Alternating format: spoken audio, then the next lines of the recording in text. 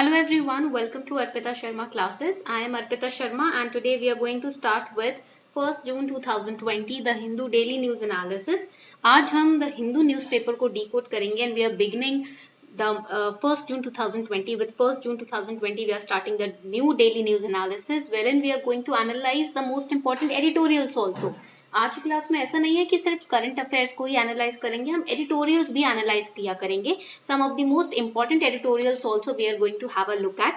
Alright, and you all know that daily news analysis are being conducted on our channel. Only on Sundays no analysis is being done. सिर्फ Sundays को कोई analysis नहीं किया जाता because Sunday is a self study day, right? So on Sundays there will be no DNA. Only from Monday to Saturday the DNA will be there. No DNAs on Sunday. Sunday को off रहा करेगा, ठीक है? So PDF of class will be available on my Telegram channel Simplifying UPSC with Ease. Telegram channel का link नीचे description box में भी दिया जाता है regularly. आप वहाँ पर भी click करके ज्वाइन कर सकते हो चैनल को. Also do not forget to subscribe to my YouTube channel for daily the Hindu news analysis, important international organisation class, and also we are taking crash course on modern Indian history. So for crash course on modern Indian history, for NCERT courses on pol science, polity courses, strategy classes, MCQ preparation, previous year question paper in economics, for all these classes you can subscribe to my YouTube channel. This is the link to my Telegram channel. The name is Simplifying UPSC with Ease. Also I am taking course on Unacademy Plus, crash course on current affairs through MCQs. This is starting from today 1st June 2020. Unacademy Plus पे crash course current affairs का शुरू हो रहा है prelims के perspective से. Daily current affairs will be covered in the form of prelims based MCQs. You can join the class on Unacademy Plus. Also you will get 10% discount on Unacademy Plus subscription if you use my referral code Sharma20. अगर आप ये referral code Sharma20 use करते हैं तो Unacademy Plus की subscription पे direct 10% discount आपको मिल सकता है. Link is given below in the description box. Let's start the class. The first important news, intolerance against judiciary is growing. Very important news for today from GS paper 2's perspective. हम syllabus wise we are categorizing the news. Now the Supreme Court Judge Sanjay Kishan Kaul has said that there was growing intolerance against judiciary fueled by social media. He said imputations were being made against judges for their decisions. Damage was done to the judicial institution if the tendency to criticize crossed certain lines. Basically, he said that criticizing is good. Criticizing will provide you with information, with opinions, with viewpoints. But over-criticization or over-criticism or skipping the boundaries, not criticizing within the boundaries, this will become a part of misinformation. If you mistrust every system, then you do not have a system and all you have is anarchy. मान लो आप किसी को criticise कर रहे हो, किसी भी organ of government को क्रिटिसाइज कर रहे हो, बाउंड्री में रहकर, अपनी सीमा में रहकर, दायरे में रहकर क्रिटिसाइज करते हो तो ठीक है, आपका व्यू पॉइंट रखने का आपके पास भी आपको हक है, राइट. बट अगर आप बाउंड्री को क्रॉस करके किसी को ऑर्गन को, किसी ऑर्गन ऑफ गवर्नमेंट को क्रिटिसाइज करते हो तो उससे क्या होता है, मिस इन्फॉर्मेशन ही फैलती है, कुछ झूठी बातें, मनगढ़ंत बातें ही फैलती हैं. और अगर आप हर सिस्टम को मिसट्रस्ट करने लगे तो वहां डेमोक्रेसी नहीं, वहां एनार्की फैलने लगेगी, अराजकता फैलने लगेगी, right. So in mains question can come, strength to Indian constitution can be attributed to evolution in Indian judiciary with changing times. Comment. You have to write your answer in 250 words. This is the question, test question, homework question for mains. Now the people of a country apparently very clearly continue to have faith in our judges and justice delivery system. And if they did not, there would be chaos. मान लो आप justice delivery system पे ही faith नहीं रखते तो क्या होगा कि country में chaos की situation बन जाएगी. If you are not trusting your judiciary, then there will be no faith, right? But unfortunately, the faith has been shaken by events of the last couple of years. Unless we are rescued from quicksand through very quick corrective measures, all of us will find ourselves in the sick hole. Now this is the demand right now of the situation. अगर आप जब तक इस तरीके के दलदल से बाहर नहीं निकलोगे, मिस इन्फॉर्मेशन के दलदल से, रूमर्स के दलदल से बाहर नहीं निकलोगे, जब तक अपनी फेथ नहीं स्ट्रॉन्ग करोगे, तब तक आप इसमें धंसते चले जाओगे. Faith can sail you through. Higher judiciary in India includes Supreme Court of India at the top, at the apex level, followed by high courts of respective states. We all know that, right? Supreme Court in December 2018 dismissed a plea seeking review of its 2015 verdict, cancelling the National Judicial Appointment Commission Act and another related act. And this has now led to revival of collegium system for appointment of judges in higher judiciary. Basically 2015 का जो verdict था supreme court का, जिसने एनजीएसी act 2014 को cancel किया था और 99th amendment act 2014 को कैंसिल किया था, with 4 out of 5 judge holding the act as unconstitutional void. This is also very important for prelims, right? Since then there have been a turmoil, a weakened faith in the judiciary. तभी से इस तरीके का faith में कमी आ रही है judiciary में से related, right? Now let us understand about tribunals also. Now जब जुडिशरी की बात आती है, ट्राइब्यूनल्स को भी हम मिस नहीं कर सकते. Tribunal is an administrative body established for the purpose of discharging quasi judicial duties. An administrative tribunal is neither a court nor an executive body. It stands somewhere between a court and an administrative body. जब हम administrative tribunal की बात करते हैं, ना तो ये एक कोर्ट है पूरी तरीके से, ना ये एक executive body है. ये कोर्ट और administrative body के बीच में आता है, right? So what is the difference between court of law and tribunal? So the basic difference between court of law and tribunal is that court of law is a part of traditional judicial system. So the powers are derived from the state only. But tribunal is an agency. It's not a part of traditional judicial system. It's an agency created by statute and invested with judicial powers. Civil courts have the power to try all civil suits unless there is an express or implied bar or restriction. Tribunal has the power to try cases that are of the types that statute confers upon them by which they have been created. So tribunal solves particular kind of cases only, not all the cases. Judges of the courts are independent of the executive, so the executive is not directly binding the judges. But tribunal tenure, terms and conditions of service of members of tribunals, they are entirely in the hands of executive. They are not free from the executive. Presiding officer here is trained in law. Here the presiding officer may or may not be trained in law. The judge should be impartial. Here the tribunal may be a party to the dispute also. Courts of law are bound by all rules and procedures. Tribunals are bound by principles of natural justice, not the civil procedure courts, but principles of natural justice, just like NGT. That is why NGT is National Green Tribunal. Courts can decide wires of legislation. Tribunals cannot decide the wires of legislation. Now, how many administrative tribunals are there in India? Basically, there are several tribunals in India. Of the central administrative tribunals, there are 17 benches in India. Next question, is a tribunal a court?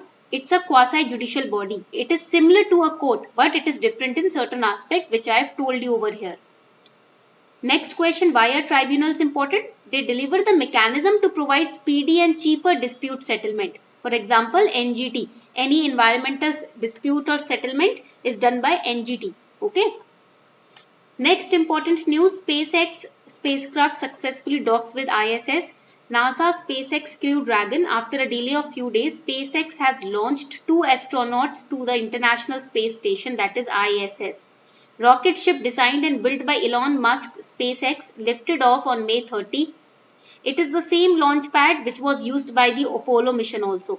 The mission is historic because this is the first ever time that a private spacecraft company, SpaceX, used its own rocket to put humans into space. That is why this mission is very, very important, very, very historic.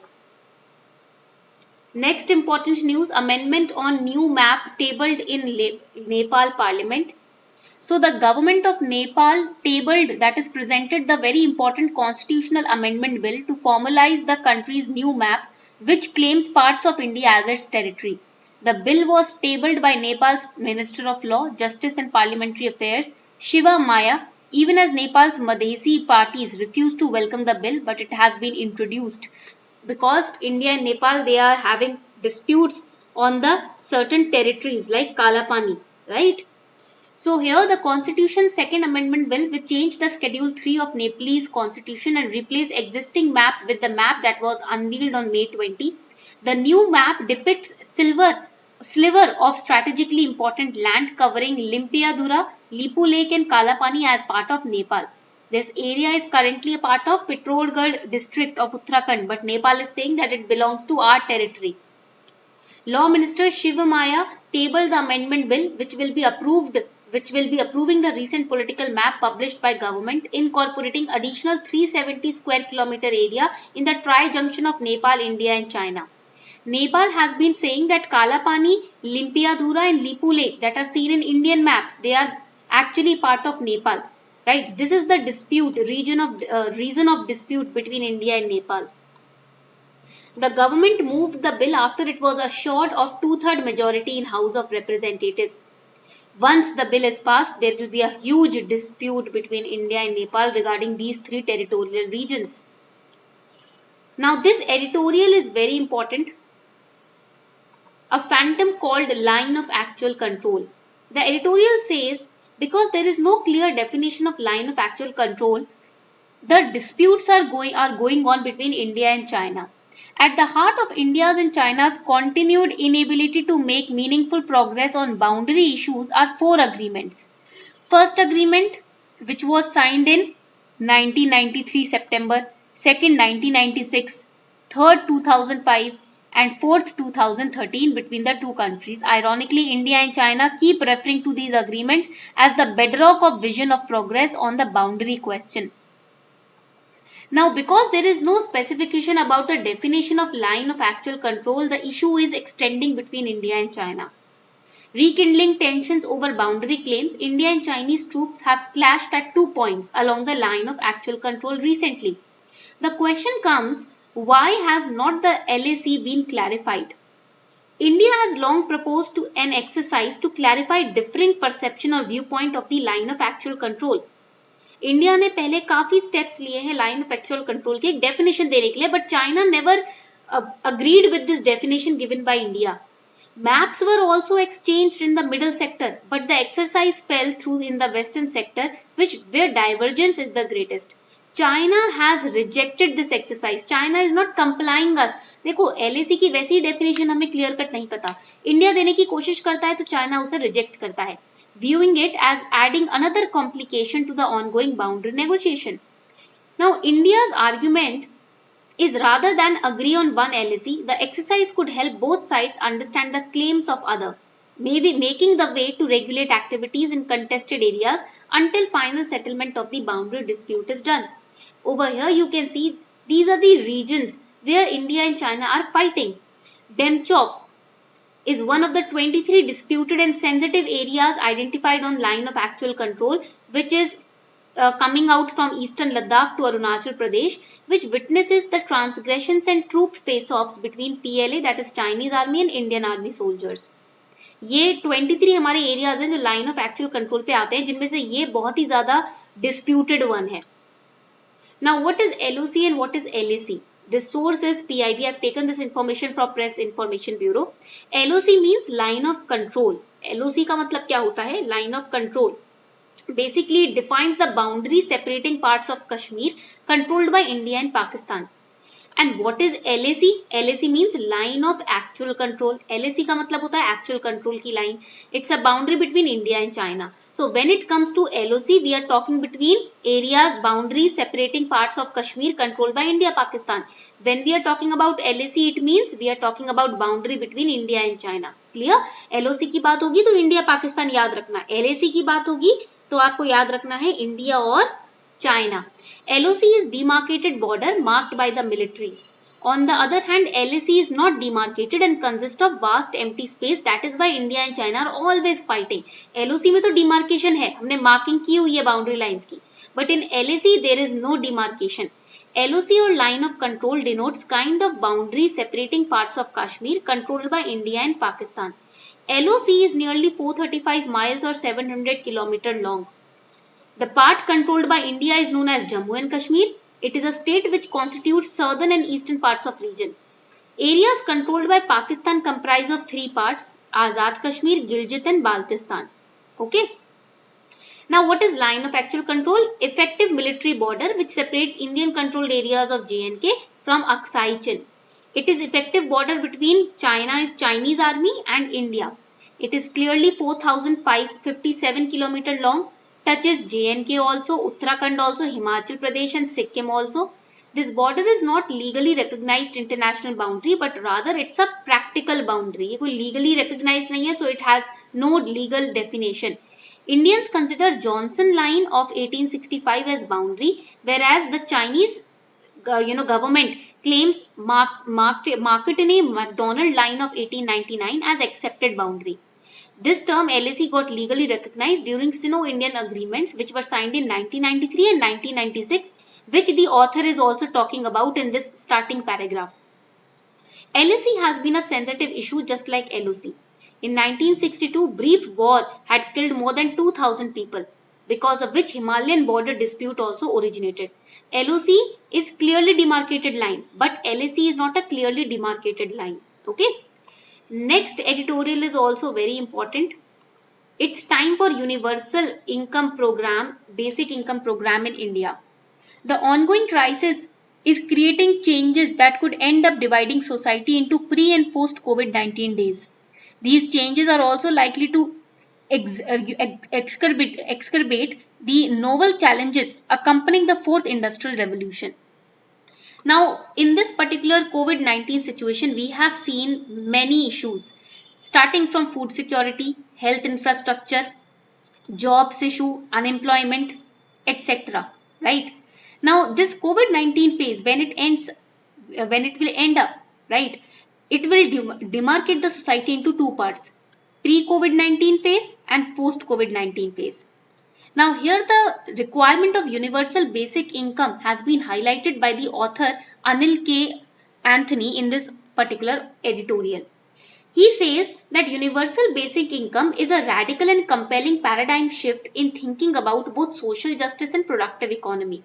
What is universal basic income? It is a basic income. It's a regular periodic cash payment delivered unconditionally to all citizens on individual basis without requirement of work or willingness to work. Universal basic income has been adopted by many countries globally, but it is not adopted by India right now. Universal basic income means providing a regular fixed income to every individual irrespective of his willingness to work or requirement of work. यानी कि हर महीने एक basic income सभी individual को इस country में दी जाएगी, चाहे आप काम करो ना करो, in order to ensure कि सभी लोग everything is accessible by the citizens of India. तो अब कोविड-19 के चलते जब हमने अनएम्प्लॉयमेंट का राइज देखा है, फूड सिक्योरिटी में इश्यूज देखे हैं, हेल्थ इंफ्रास्ट्रक्चर, अफोर्डेबिलिटी के इश्यूज देखे हैं, तो इसके चलते हमारे जो ऑथर हैं एडिटोरियल के वो कह रहे हैं कि यूनिवर्सल बेसिक इनकम की जरूरत है इंडिया में. UBI has three components: universality, all citizens will be included; unconditionality, no prior condition; and agency, by providing support in the form of cash transfer. UBI is premised on the idea that just society needs to guarantee to each individual a minimum income which they can rely on, which they can be dependent on. UBI concept is not new to India. We have many other concepts which are related to UBI. For example, National Old Age Pension Scheme, which is a cash transfer scheme to people below the poverty line. Old Age Income Support Scheme है ये.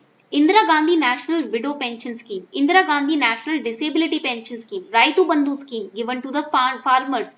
But here there are conditions. But UBI will have no conditions. यहाँ तो condition है कि below poverty line है तो आपको मिलेगा पैसा. अगर आप disabled हो तो आपको मिलेगा, widow हो तो मिलेगा, farmer हो तो मिलेगा. But UBI has no condition. Any person irrespective of his or her conditions or individuality, the person will be given the money. DBT scheme, direct benefit transfer, right? Now, what are the arguments in favor and against UBI? This can be asked in interview also, and also in the GS paper 3. आपके GS paper 3 और interview दोनों में पूछा जा सकता है.